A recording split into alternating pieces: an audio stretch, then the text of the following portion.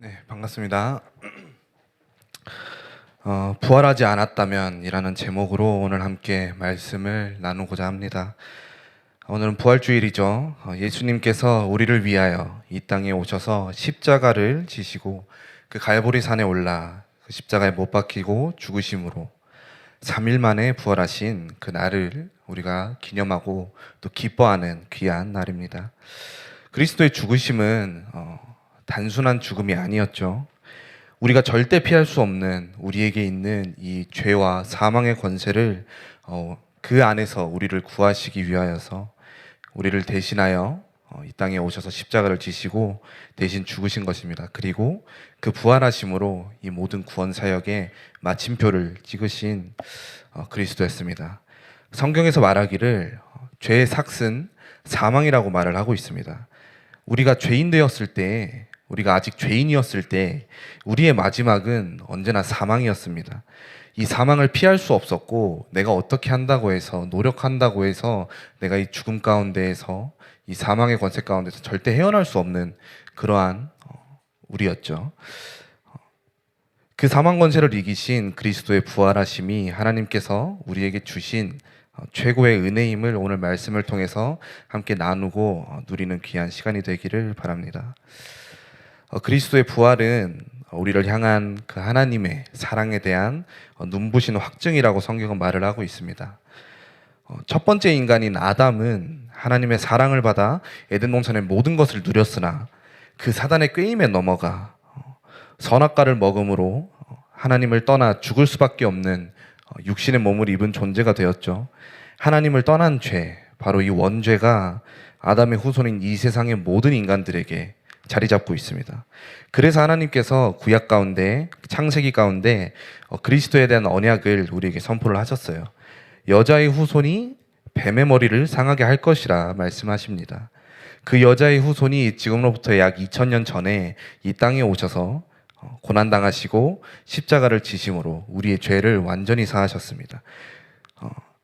그렇다면 우리가 믿는 이 구원은 부활로 완성이 되었는데, 만약에 오늘 제목처럼 예수님이 부활하지 않았다면 어떻게 되었을지 오늘 함께 본문을 통해서 살펴보고자 하는데요. 오늘 본문의 내용은 바울이 고린도 교회에 갔는데 고린도 교회의 성도들 중에 몇몇이 이제 그리스도의 부활을 믿지 않고 따지는 내용들이 있습니다. 그래서 바울이 얘기를 합니다. 17절에 그리스도께서 다시 살아나신 일이 없으면 너희의 믿음도 헛되고 너희가 여전히 죄 가운데 있을 것이요. 그리스도가 부활하지 않았다면 지금 우리가 그리스도를 믿는 것은 사실은 아무런 의미가 없다라는 것이죠. 이 땅에서 구원 사역을 펼치신 그리스도는 인간의 몸으로 이 땅에 오신 분인데요. 만약 예수님께서 인간의 몸을 입고 여러 사역들을 펼치시다가 죽음 가운데로 돌아갔는데 거기서 부활하지 않았다면 예수님은 그저 인류 역사의 어떠한 한 종교, 사상, 어떤 역사 가운데 가장 크게 영향을 끼친 한 인물 중에 하나였을 것입니다. 하지만 그 수많은 기적과 이적들을 행하였다 할지라도 죽음으로 끝이 났다면, 예수님께서 만약에 부활하지 않았다면 딱 거기까지였겠죠. 우리가 아는 수많은 위인들 중에, 성인 군자 중에 한 명 정도였을 것입니다. 여러분, 질문을 한번 해보겠습니다. 여러분들은 무엇을 믿으며 살아가십니까? 어떤 그리스도, 어떤 예수님을 믿으며 살아가고 계십니까? 혹시 많은 것들을 가르치고 교훈을 주는, 또 이 땅에서 수많은 역사를 보이신 죽은 예수님을 혹시 알고 믿고 그렇게 살아가고 있습니까? 여러분, 우리가 믿는 그리스도는요, 사망 권세를 이기신 그리스도입니다. 또한 우리의 죄를 완전히 사하신 그리스도입니다. 만약 그리스도께서 부활하지 않았다면 우리는 그 죄 가운데에서, 이 사망의 권세 가운데에서 절대 해방받지 못하고 여전히 그 죄와 함께 살아가고 있겠죠. 그 죄 가운데 있는 우리는 여전히 죽음을 두려워한 채 이 세상 가운데에서 하루하루를 이렇게 목매달아가며 열심히 그저 우리의 노력 가지고, 우리의 수준 가지고 아둥바둥하며 살아가는 그런 우리의 인생이었을 것입니다. 아마 여전히 하나님을 떠나서 하나님을 바라보지 못하고 살아가고 있겠죠.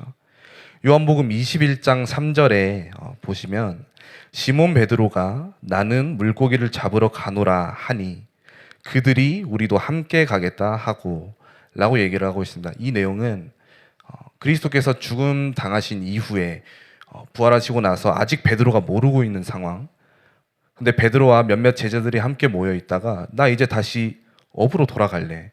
베드로는 당초 어부였고 예수님께서 낚시를 하고 있던 베드로를 향해 나아가 사람을 낚는 어부가 되게 하겠다 하고 나를 따르라 하니 베드로가 따라갔었죠.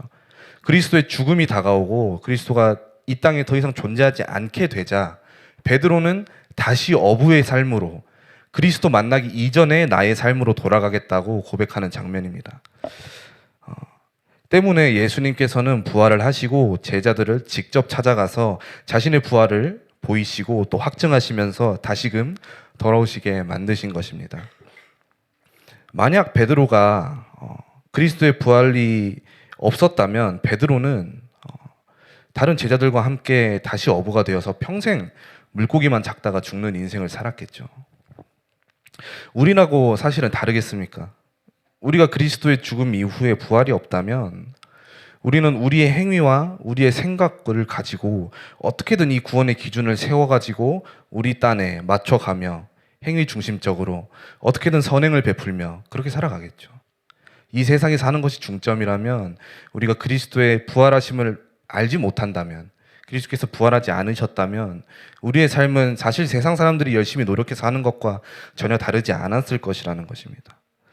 우리를 위하여 죽으셨다고 하는데 그에 대한 확증이 없다면 우리를 위해 살다가 죽은 그저 한 사람에 불과한 것이죠.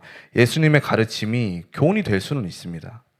그러나 그 말에는 힘이 없고 굳이 우리가 따라야 될 이유가 없는 것이죠. 왜? 그저 한 시대를 살아가다가 죽은 굉장히 영향력 큰 한 명의 사람에 불과했던 것이에요. 부활이 없었다면. 우리에게 이렇게 살아라, 저렇게 해봐라 조언을 하지만 그것을 지키는 것이 크게 의미가 없다라는 것입니다. 그리고 17절에 그렇게 얘기했듯이 또 18절에는 또한 그리스도 안에서 잠자는 자도 망하였으니 라고 얘기를 합니다. 이 잠자는 자는 곧 죽은 자를 말을 하고 있는데요.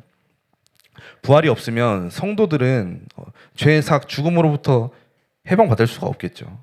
그렇기에 그리스도를 믿으며 살아가다 죽었다 할지라도 그리스도가 부활하지 않았다면 그들은 그저 그 죽음으로 끝이 났던 것입니다. 이 세상의 삶 그리고 그 너머에 있는 부활의 영생의 언약들이 전혀 존재하지 않았다라는 것이죠.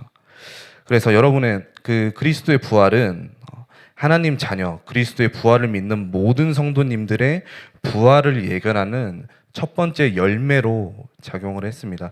성경에서 이렇게 말합니다. 오늘 본문 직후에 20절을 보면 그러나 이제 그리스도께서 죽은 자 가운데서 다시 살아나사 잠자는 자들의 첫 열매가 되셨도다.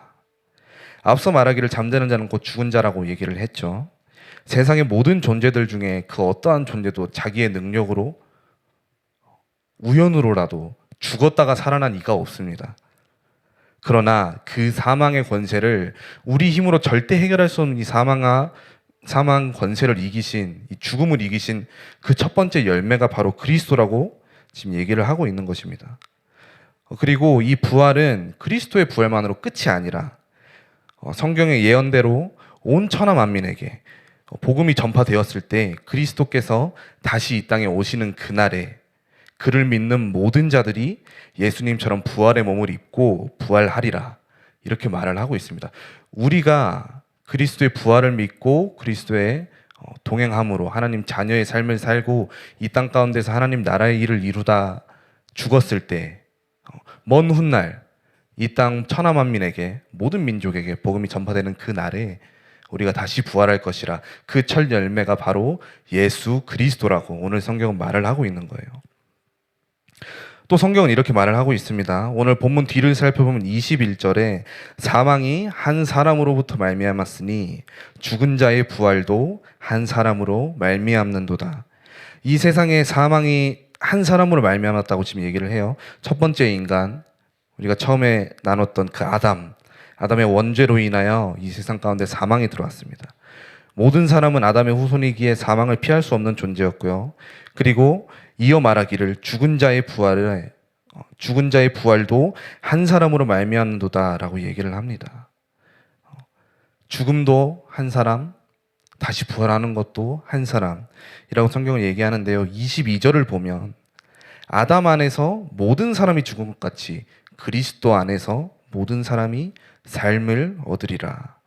그리스도 안에서 모든 사람이 삶을 얻는다고 말을 합니다. 아담의 후손이 죄와 사망에서 벗어날 수 없는 존재가 그리스도 안에서 그리스도를 믿음으로, 그리스도의 부활을 믿음으로 삶을 얻으리라.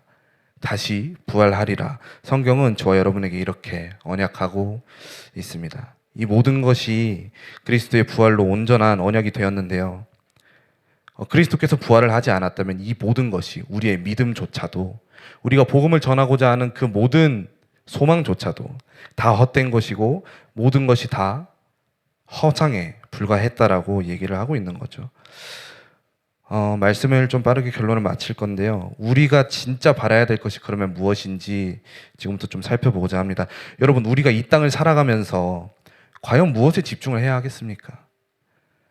앞서 얘기하기를 오늘 본문이 우리가 그리스도 안에서 바라는 것이 이 세상의 삶뿐이면 모든 사람 가운데 우리가 더욱 가장 불쌍한 자라고 얘기를 하고 있어요.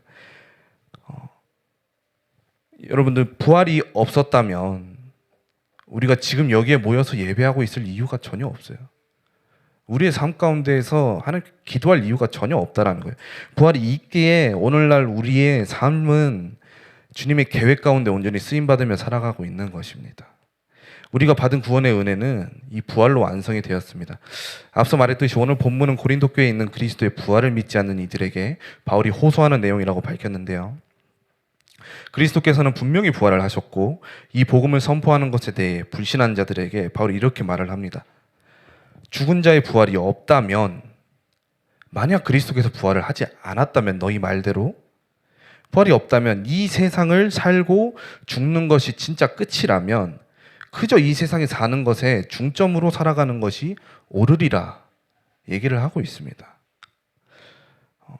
세상을 살아가는 것에 중점을 두란 얘기예요. 부활이 없었다면 열심히 사는 거, 돈 많이 벌고 안정적인 직장을 가지고 좋은 차를 타고 다니고 좋은 인간관계를 맺고 선행을 베풀고, 그게 이 세상의 중점인데 그것으로 끝이었다라는 것이면 그것에 집중하며 살아가면 돼. 그리스도의 부활이 없었다면 이라고 바울이 얘기를 하고 있습니다. 그러나 예수님께서는 분명히 부활을 하셨죠. 그리고 이제는 성령으로 우리와 함께하고 계신 줄을 우리가 믿습니다. 그러니 여러분, 우리가 이 땅을 살아가며 우리의 삶 가운데 진정을 바라야 될 것은 이 세상의 것들이 아니죠. 마태복음 28장 19절에서 20절을 보면요.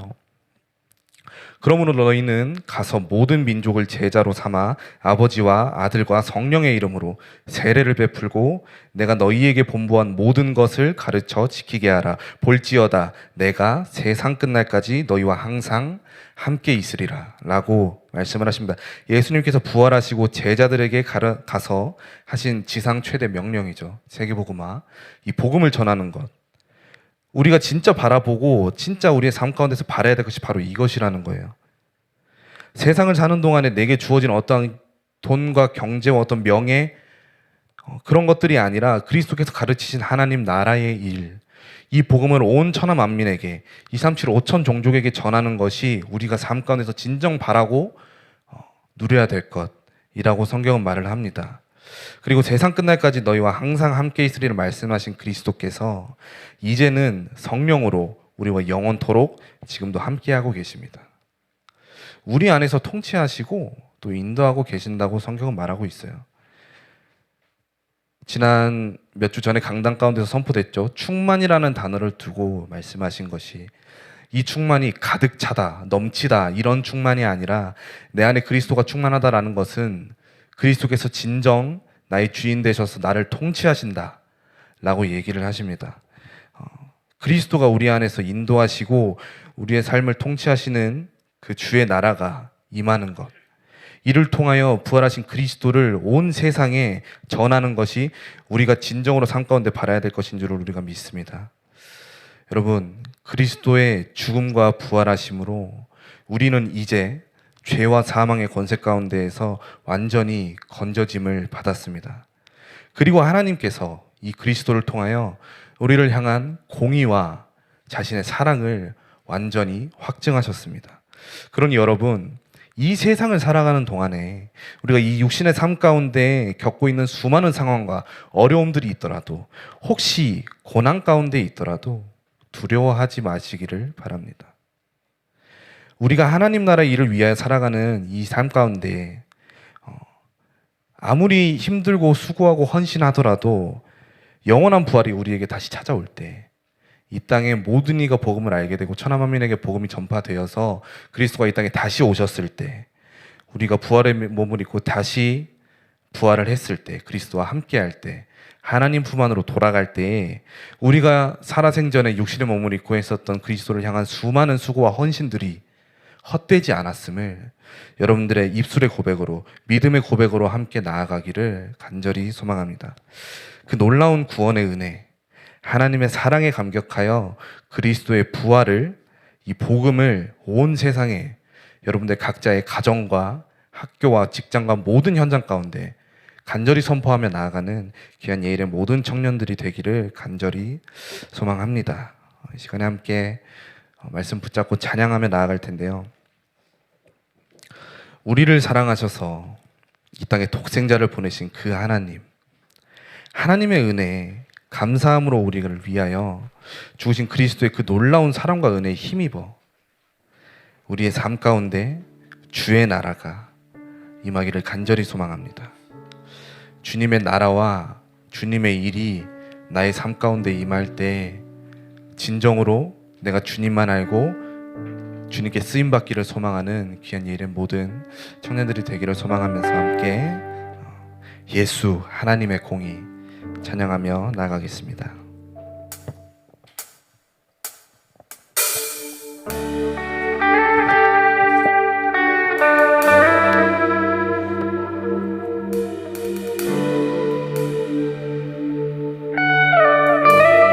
예수 하나님의 공의, 예수 하나님의 공의,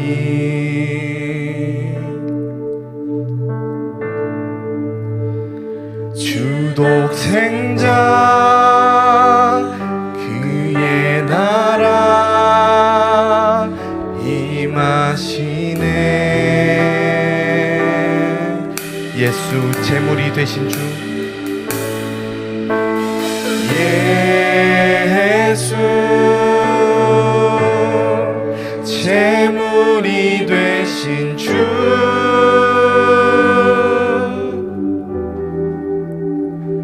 영광 중에 그의 나라 임하시네. 주의 나라 영원하며, 주의 나라 영원하며, 주의 영광 무궁하니, 땅의 위엄과 능력이 이제 임하였으니, 주의 주권과 주의 통치와 주의 나라 힘과 권세 임하네. 예수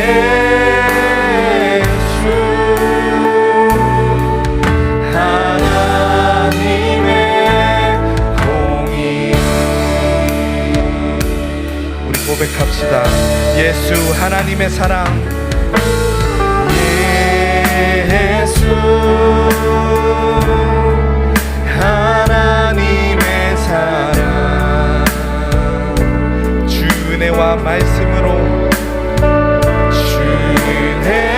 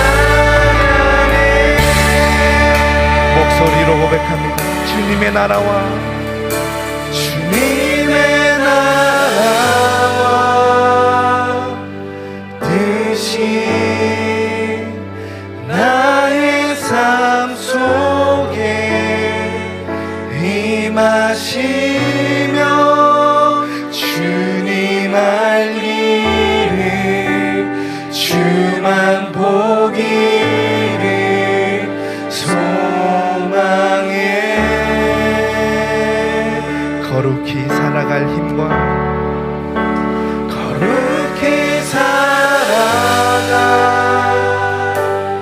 힘과 두려움 없는 믿음 주시